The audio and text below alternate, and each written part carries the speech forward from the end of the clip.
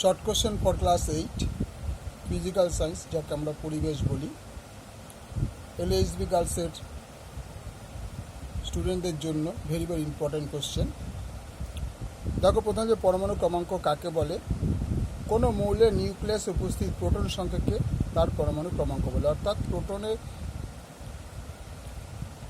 প্রোটনের সংখ্যাটাকে, অর্থাৎ নিউক্লিয়াসে যে প্রোটন থাকে সেই প্রোটন সংখ্যাকে বলা হচ্ছে পরমাণু ক্রমাঙ্ক। আর প্রোটন সংখ্যা যে কটা থাকবে, ইলেকট্রন সে কটাই থাকবে। যেমন নাইট্রোজেন, ভর সংখ্যা 14, পরমাণু ক্রমাঙ্ক 7। এই যে মৌলে উপস্থিত প্রোটন সংখ্যা 7টি, সুতরাং পরমাণু ক্রমাঙ্ক 7। এটা হচ্ছে উদাহরণ দেওয়া হলো। এটা হচ্ছে প্রোটন সংখ্যা বা পরমাণু ক্রমাঙ্ক, আর এটা হচ্ছে ভর সংখ্যা। এই পরমাণু ক্রমাঙ্ক মানে হচ্ছে ইলেকট্রন সংখ্যা, আর প্রোটন সংখ্যা 1।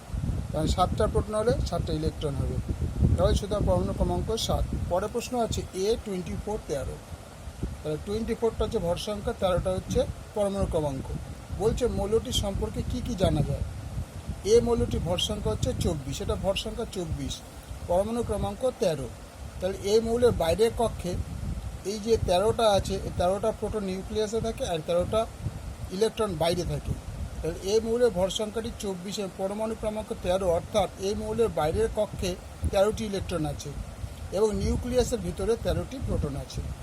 তাহলে নিউক্লিয়াসের ভিতরে আর কি থাকে? নিউট্রন থাকে। তাহলে নিউট্রন ইকুয়ালটি ভর সংখ্যা বিয়োগ পরমাণু ক্রমাঙ্ক, ইকুয়ালি ভর সংখ্যা ছিল 24, পরমাণু ক্রমাঙ্ক 13, বিয়োগ করলে 11টি। তাহলে 11টি নিউট্রন নিউক্লিয়াসে অবস্থান করে। এটি একটি আধানবিহীন কণা। বোঝা গেল? 3 নম্বর প্রশ্ন হচ্ছে আইসোটোপ কাকে বলে? যেসব পরমাণুর প্রোটন সংখ্যা সমান কিন্তু নিউট্রন সংখ্যা ভিন্ন তাদের পরস্পর আইসোটোপ বলে। যেসব পরমাণুর প্রোটন সংখ্যা সমান কিন্তু নিউট্রন সংখ্যা ভিন্ন তাদের বলা আইসোটোপ। যেমন হাইড্রোজেন 3 1, তার মানে কি এই দুটো বিয়োগ করলে নিউট্রন হয় 2।